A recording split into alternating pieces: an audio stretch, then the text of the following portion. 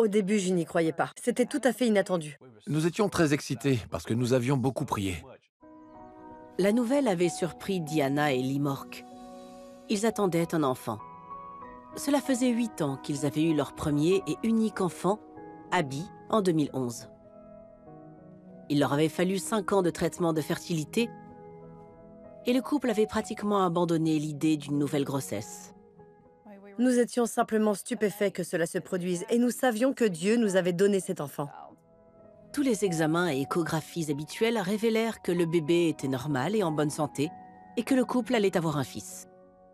Diana était impatiente de le rencontrer. Lee, cependant, sentait que quelque chose n'allait pas.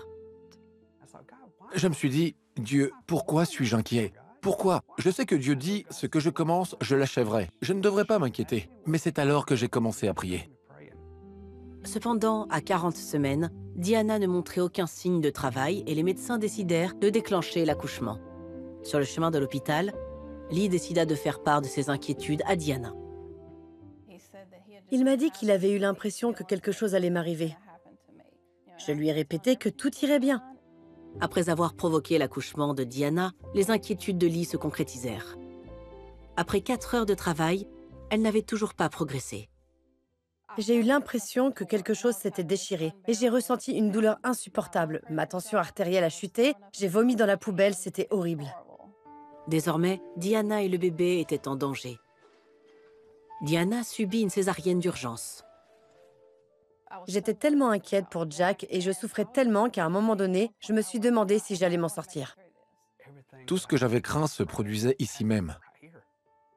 Je savais que Jack allait s'en sortir, mais j'étais vraiment inquiet de perdre ma femme. Alors que Lee attendait à l'extérieur de la salle d'opération en priant, il demanda à sa famille et à ses amis de l'église de prier. J'ai vu des gens courir dans le couloir avec du matériel. J'ai crié à Dieu, « Dieu, s'il te plaît, tu m'as promis, tu m'as dit que tout irait bien.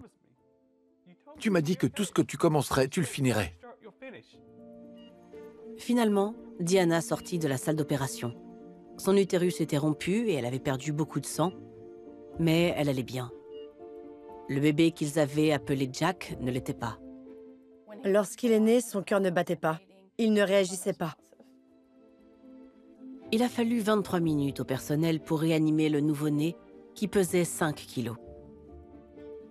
Craignant pour la vie du bébé ou des lésions cérébrales permanentes, les médecins décidèrent de transporter Jack dans l'unité de soins intensifs néonatales d'un hôpital voisin à Birmingham, en Alabama. Diana se souvient avoir vu son fils avant qu'il ne soit emmené. Ils l'ont enroulé dans une petite boîte transparente à côté de mon lit et j'ai pu frotter le dos de sa petite main avant qu'il ne l'emmène. C'est tout ce que j'ai vu. Je suis entré dans la pièce et il était rempli de tubes. J'ai dit, « Jack !» Il s'est retourné, m'a regardé et a saisi mon doigt. J'ai tout de suite su qu'il allait s'en sortir. À l'hôpital de Grandview, les médecins placèrent Jack sous une thérapie de refroidissement pour éviter d'aggraver les lésions cérébrales. Ils donnèrent peu d'espoir au couple. Même s'il vit, il y a de fortes chances qu'il souffre de lésions cérébrales, d'une paralysie cérébrale ou de problèmes de développement. Nous n'avons pas pu le porter pendant 10 jours. Il était relié à tant de fils. C'était éprouvant, très éprouvant. Au bout de 2 semaines, bébé Jack respirait seul. Mais il ne réagissait pas du tout et ne mangeait pas. Vous vous inquiétez de l'avenir de votre enfant. Quel genre de vie pourra-t-il mener? Tout le monde autour de moi me disait à quel point c'était sérieux. Cela a vraiment mis ma foi à l'épreuve, parce que j'entendais une chose de Dieu, mais je voyais autre chose. À ce moment-là, une vague de prières sur les réseaux sociaux se répandit dans le monde entier. Entre-temps, les médecins procédèrent à un second EEG et à une IRM. Les résultats étaient encourageants car ils ne montraient aucune lésion cérébrale. Jack ne mangeait toujours pas et sa voie gastro-intestinale présentait des problèmes. Nous avons demandé à Dieu de le guérir. Nous avons continué à prier. Dieu, il est vivant. Je sais qu'il l'a sauvé, mais je veux qu'il soit en bonne santé. Puis, un signe d'espoir. Après avoir passé Thanksgiving à l'hôpital, Lee et Diana commencèrent à prier pour qu'il revienne à la maison pour Noël. L'état de Jack s'améliorait, mais les médecins voulaient que tous ses problèmes médicaux soient résolus avant sa sortie. La veille de Noël, Ils changèrent d'avis et renvoyèrent Jack à la maison. C'était le plus beau Noël de tous les temps. Le plus beau cadeau de Noël que l'on puisse me faire. Diana et Lee savaient qu'il fallait encore attendre. Les médecins continuaient à dire qu'il pouvait avoir de nombreux problèmes de développement, une paralysie cérébrale. Les rendez-vous de suivi avec le neurologue de Jack révélèrent tout autre chose. L'un après l'autre, Jack franchit toutes les étapes de son développement. Il était stupéfait.